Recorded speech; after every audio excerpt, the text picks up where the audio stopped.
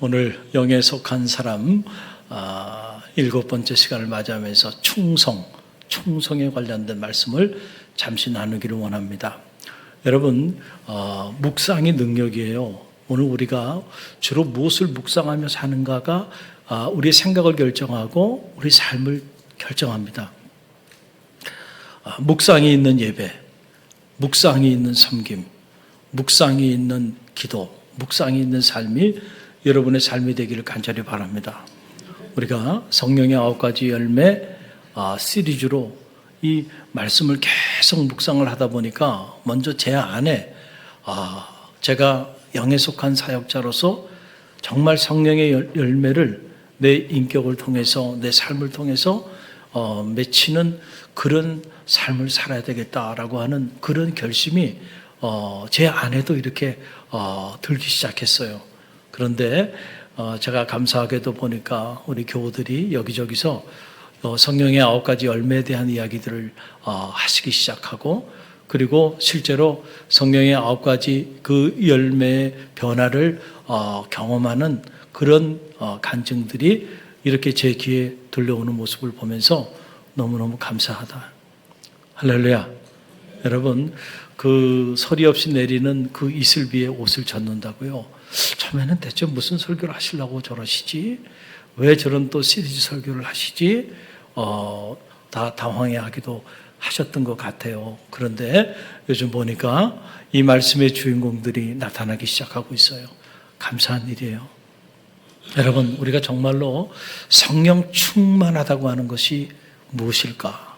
그리고 정말로 성령의 능력 안에 거한다고 하는 것이 무엇일까라고 하는 거예요. 또 정말로 우리가 선한 영향력을 갖는 그런 생명사역자로 살아간다고 하는 것, 그것이 과연 어떤 것일까? 여러분, 한마디로 말씀드리면요, 성령의 9가지 열매를 맺는 삶을 사는 것이에요. 그 사람이 정말 성령 충만한 사람이고요, 그 사람이 정말 성령의 능력 안에 거하는 사람이고요, 그 사람을 통해서 복음의 선한 영향력이 나타나게 되는 거예요. 저는 말하기는 우리 갈릴리교회 모든 성도들, 또 통째로 우리 갈릴리교회 전체가 이 성령의 아름다운 결실을 맺는 축복이 있게 되기를 주님의 이름으로 간절히 축원드립니다. 영에 속한 사람, 충성. 하나님의 영이 우리 가운데 임하기 시작하면 하나님의 영은 우리의 삶을 변화시킵니다. 그 변화된 삶의 모습이 성령의 열매로 우리의 삶을 통해서 실제로 이렇게 맺혀지게 되는데, 그 중에 하나가 충성이라는 거예요. 이 충성이라는 말은 헬라어 언어로 피스티스라고 하는 말이에요. 한번 따라해보세요. 피스티스라고 하는 말인데, 이 말에서 레티노 피데스라고 하는 말이 나왔고, 그 레티노 피데스에서 영어 faith라고 하는 말이 나온 거예요. 그러니까 믿음이라는 거죠. 이 피스티스라고 하는 이 말은 충성이라는 의미도 있지만은 본래 의미는 믿음, 신실함이라고 하는 그 의미를 가지고 있는 거예요. 그래서 이것은 이중적 의미를 가지고 있는데, 하나님에 대하여 신실한 것, 피스티스입니다. 또 사람에 대해서도 신실해야 돼요. 이것도 피스티스입니다. 그래서 하나님에 대하여 신실한 것, 이걸 faith, 신앙이라고 말하고, 사람에 대하여 신실한 것, faithfulness 혹은 fidelity라고 하는 말로 이렇게 영어로 번역을 하는 거예요. 하나님의 영이 임하면요, 우리의 삶에 변화가 나타나는데, 그 변화가 어떤 변화예요? 하나님에 대하여 내가 신실한 마음을 갖게 돼. 하나님에 대하여 내가 신실하게 나가게 돼. 또 사람에 대해서도 내가 신실한 모습으로 나가게 되는 거예요. 할렐루야. 여러분, 이게 바로 성령의 열매, 충성이라는 거예요. 그래서 이 충성이라는 단어 우리가 한글로 봐도요, 그 뜻이 여기 담겨져 있는데, 자, 충이라고 하는 건 가운데 중에 마음심이죠. 그러니까 마음이 자꾸 좌로 우로 흔들리면 안 돼. 중심을 좀 딱 잡고 있어야 돼요. 그렇죠? 그래서 좌로나 우로나 치우치지 말라. 좋은 일 있을 때는 막 좋아하는데 좀 힘들고 어려운 일 있으면 언제 그랬냐든지 금방 무너지고 일비일리 하는 사람들 있잖아요. 여러분, 충성은 그런 게 아니야. 비가 오나 눈이 오나 또 고난이 있거나 그렇지 않거나 마음이 딱 중심을 잡고 흔들리지 않는 거. 그리고 성이라고 하는 거는 말씀 언변의 이룰성거든요. 그러니까 한 번 한 말은요, 반드시 이룬다는 거예요. 반드시 그 한 말은 지킨다는 거예요. 말과 행동이, 언행이 일치된 모습. 이게 성이에요. 그러니까 충성. 누구에 대하여 충성해? 하나님께 대하여. 누구에 대하여?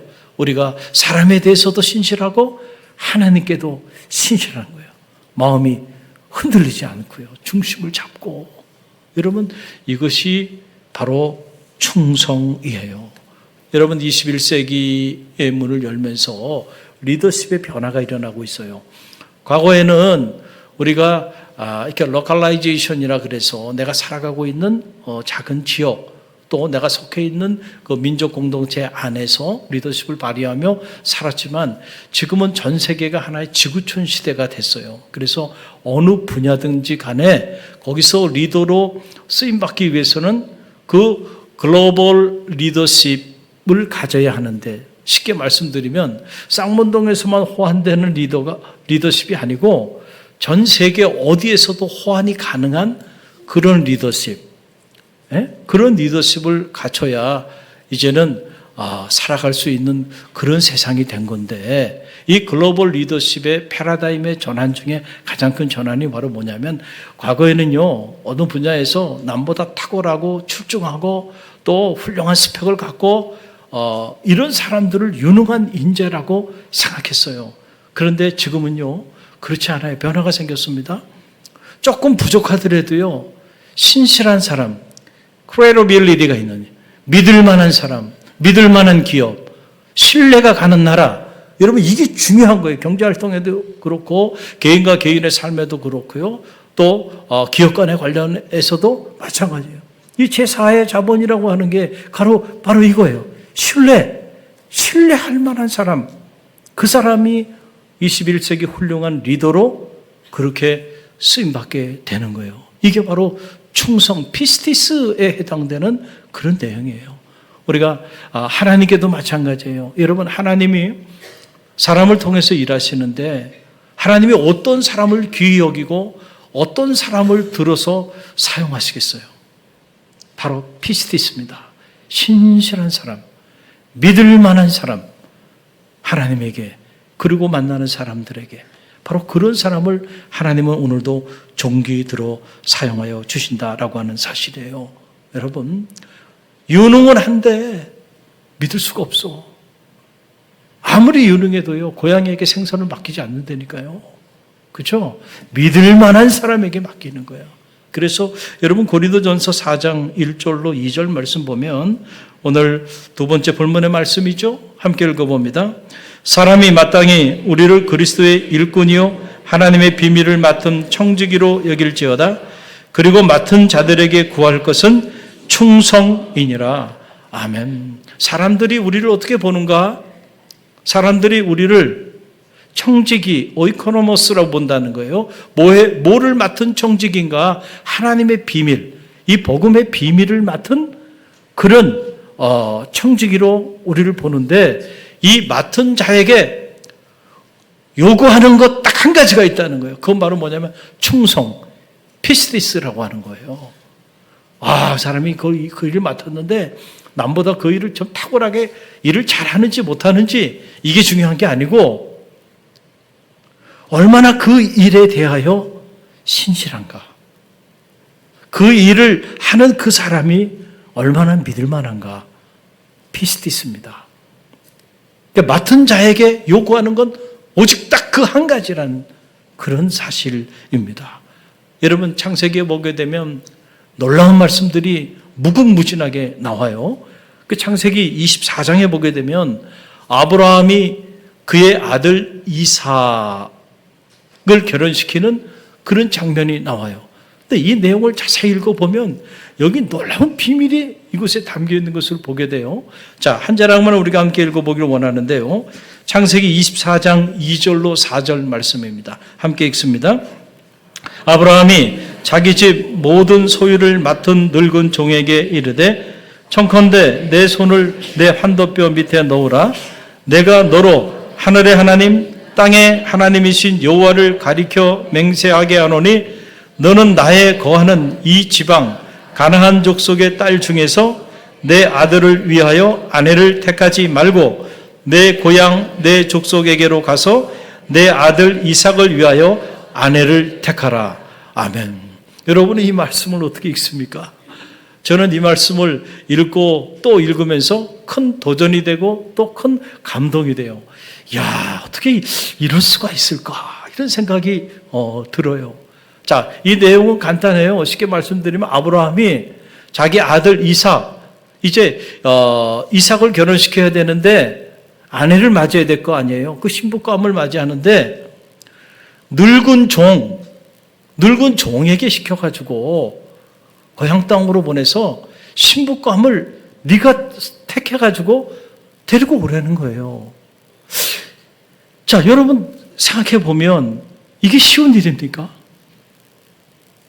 여러분 이삭이 그냥 평범한 아들도 아니잖아요. 하나님이 아브라함에게 내가 너로 큰 민족을 이루게 할 거야. 내가 내 이름을 창대케 할 거야. 내가 너를 복의 근원이 되게 할 거야. 누군가 너를 축복하면 내가 끝까지 그 사람을 축복할 거고 누군가 너를 저주하면 내가 끝까지 쫓아가서 그 사람을 저주할 거야. 이런 엄청난 언약을 허락하여 주시고 그 언약을 성취하는 열국의 아비로 아브라함을 세우고 이 열국의 아비의 이 축복의 유산을 물려받을 유일한 적자로 아브라함의 나이 100세 때 하나님이 이삭이라고 하는 아들을 허락하여 준 거예요. 이 아들이 이런 아들입니다. 그런데 이 아들이 이제 결혼을 해야 되는데 이 아들의 신부감을 구하는 일이에요. 그 일을 이삭 보고 가서 네가 직접 좀 사람을 알아보고 와. 아니에요. 당시 이삭의 나이가 한 40쯤 됐을 때인데 그렇게 하지도 않아요. 아브라함이 직접 가지도 않아요. 그리고는 늙은 종을 보냅니다. 그리고 그 늙은 종에게 이런 이삭의 신부감을 네가 선택해서 데리고 오라는 거예요. 여러분, 아브라함이 이 늙은 종을 얼마나 신뢰했으면 자기 아들의 신부감을 이 종에게 선택해서 데려오라고 맡겼을까? 참 이런 생각이 들어요. 그래서 창세기를 다시 읽어보니까 이 창세기 15장에 보게 되니까 이 늙은 종이 누군지가 나와요. 다메섹 엘리에셀이라고 이렇게 기억이 되어 있어요. 그게 무슨 말이냐면 다메섹 사람이에요. 그런데 어떻게 하다가 이 아브라함의 종으로 이렇게 그 집에 들어온 거예요. 그래서 그 집에서 뭐 종으로서 허드렛 일들을 다 했겠죠. 그런데 그렇게 세월을 보내는데 주인인 아브라함이 보니까 이 평범한 사람이 아닌 거라. 단 것보다도 너무너무 신뢰할 만한 사람이야. 피스티스한 거예요. 그래서 여러분 아브라함이요 하나님 앞에서 이 다메섹 종 엘리에셀에게 자기의 전 재산을 상속하겠다는 말을 합니다. 여러분 그 내용이 창세기 15장 2절에 나와요. 우리 함께 읽어봅니다. 아브라함이 이르되 주 여호와여 무엇을 내게 주시려 하나이까? 나는 자식이 없사오니 나의 상속자는 이 다메섹 사람 엘리에셀이니이다. 그랬어요. 이게 무슨 얘기냐면 아직 하나님이 그의 아들 이삭을 허락하기 전에 하나님이 아브라함에게 와서 너는 나의 큰 상급이 될 거야. 그랬더니 아브라함이 그 얘기를 듣고 하나님 제게 큰 상급을 주신다고요? 내가 가지고 있는 이 전 재산이 저는 무자합니다. 자식이 없어요. 그러니까 저에게 그 큰 상급을 주셔도요. 그 큰 상급과 내가 가지고 있는 이 전 재산을 내가 상속해 줄 사람은요. 이 다메섹 사람 이 종 엘리에셀입니다. 하나님 앞에서 그렇게 말하는 거예요. 그러니 여러분 우리가 이런 장면을 보면은요. 성경에 자세히 나와 있지 않지만은 이 종 늙은 종 다메섹 사람 엘리에셀이라는 사람이 주인인 아브라함에게 얼마나 충성된 자였는지를 알 수 있잖아요. 종으로 왔지만은 함께 세월을 보내다 보니까 너무너무 신실해. 그래서 나중에는 그냥 종이 아니고 마음속에 아브라함이 생각하는 거예요. 내가 자식도 없는데 하나님 부르심 받고 세상을 떠나게 되면 내가 가지고 있는 이 전 재산은 저 엘리에셀에게 물려줘야 되겠다. 그런 마음을 주인인 아브라함이 가진 거예요. 여러분, 주인인 아브라함이 그런 마음을 가질 정도면 이 엘리에셀이 자기 주인에게 얼마나 충성된 자로 그렇게 자리하고 있었는지를 알게 돼. 그러니까 전 재산을 상속할 정도의 그런 인물이 누구냐면 엘리에셀이에요. 그러니까 그에게 아브라함이 내 아들, 내 사랑하는 독자, 내 아들 신부감을 네가 가서 선택해와. 이야, 여러분 얼마나 엄청난 조입니까? 여러분 흔히들 그런 얘기를 해요. 윗사람만 아랫사람을 자기 사람 만드는 게 아니고 아랫사람도 윗사람을 자기 사람 만들 수 있다. 이런 말들을 흔히들 하잖아요. 이 다메섹의 보잘것없는 종이었어요. 엘리에셀이. 같은 민족도 아니에요. 그런데 그가 아브라함의 열국의 아비 아브라함의 전 재산을 상속받을 정도로 그렇게 아브라함에게 인정받았고 그의 아들 이삭의 신부감을 네가 가서 알아서 선택해서 데려와. 이 정도로 믿었다는 거예요. 자기 자신보다 더 신뢰했다는 거예요. 이 엘리에셀을. 엘리에셀이 이렇게 쓰임받게 된 거는 피스티스, 바로 충성, 신실함, 하나님께 신실하고 그리고 하나님의 사람 아브라함에게 신실했기 때문에 이렇게 놀랍게 쓰임받은 거예요. 여러분 신약에 와서 보면은 예수님이 복음서에서 참 많은 말씀들을 하셨어요.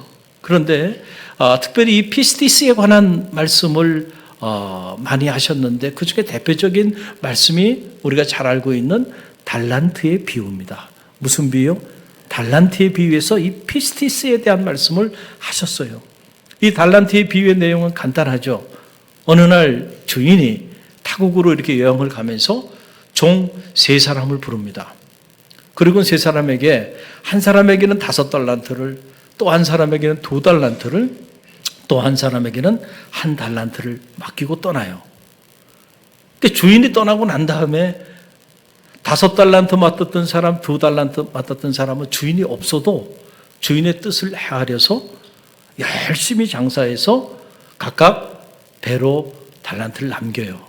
그런데 1달란트 받은 사람은 주인도 없는데 열심히 일할 필요가 없잖아요.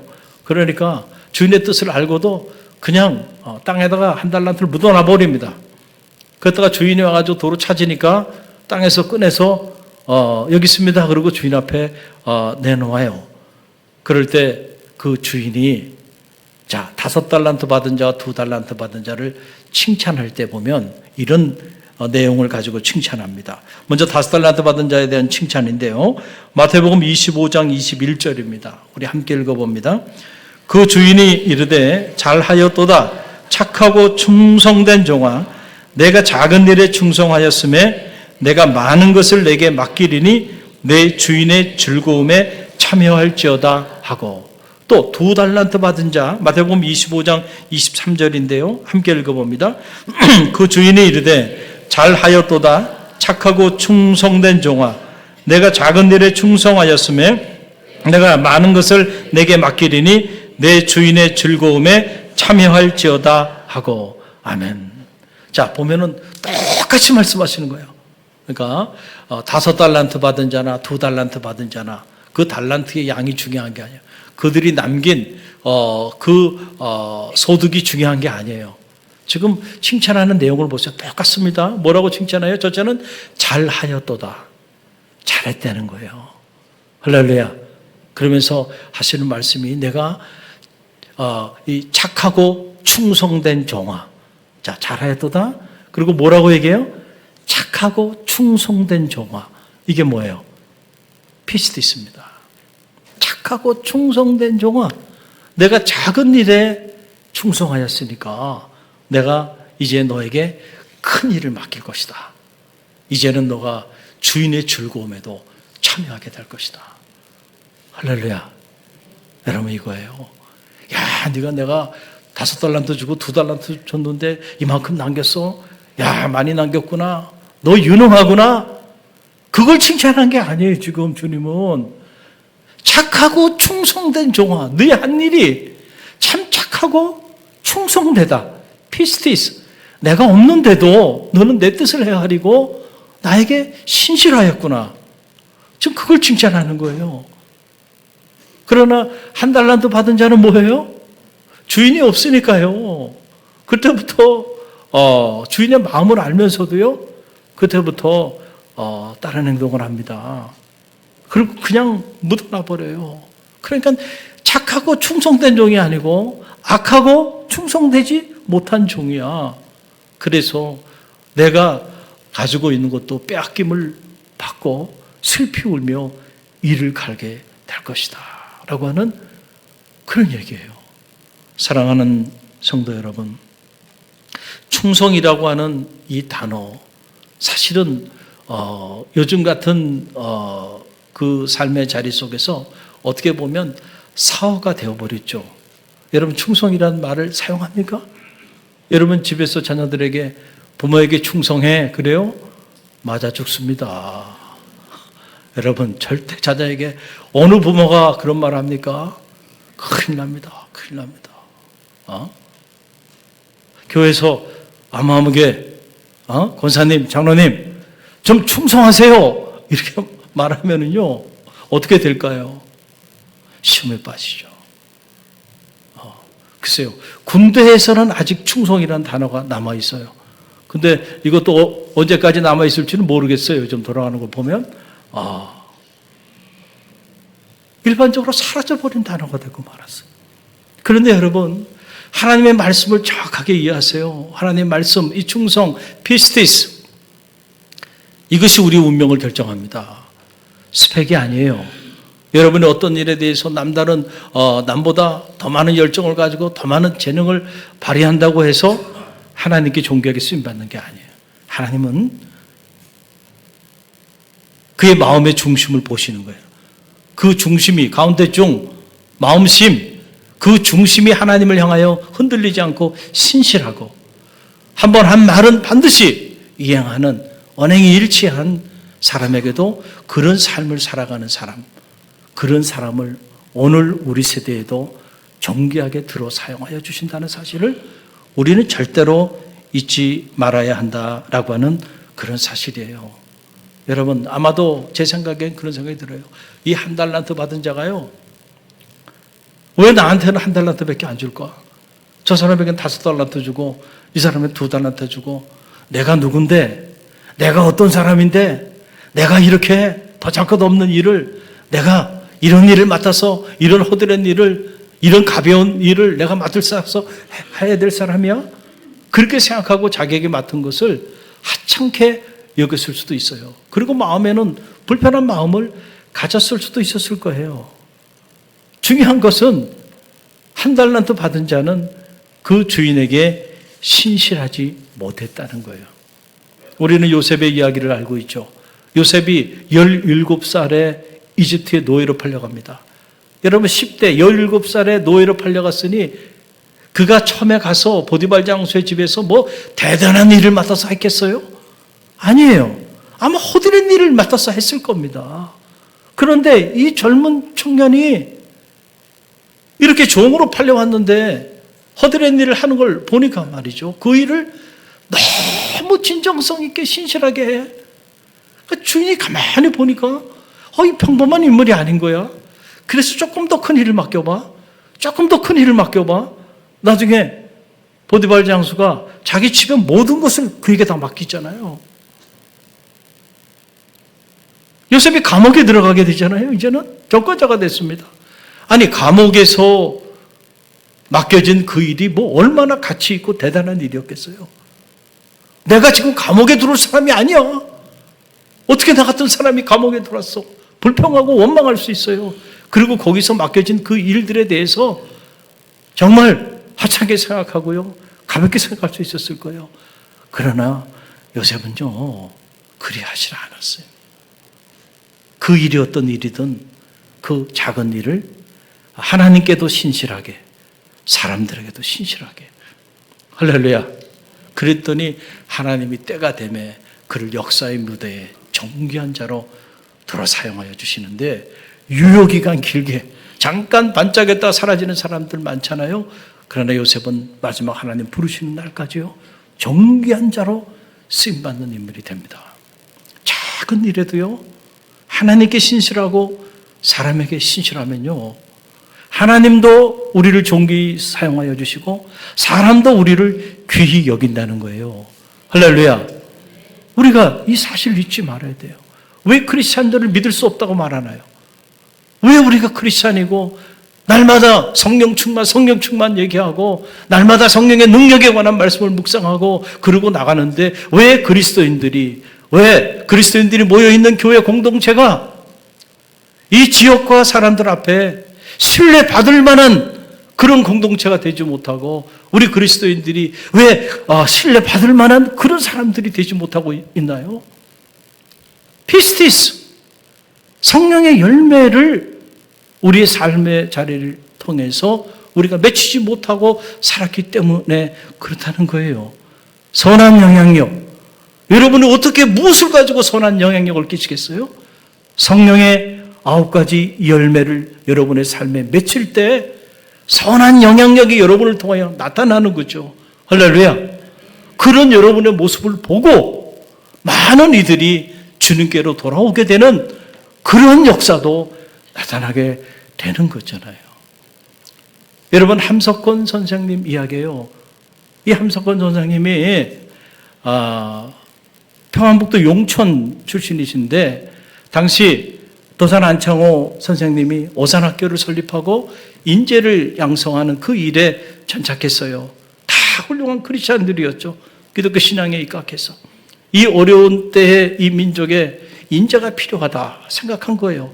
많은 사람들이 우리 민족에는 인재가 없다고 다 그렇게 불평하고 원망할 때, 도산 안창호 선생이 한 말이 뭐예요? 인재가 없다고 불평하지 말고 내가 인재가 되란 말이야.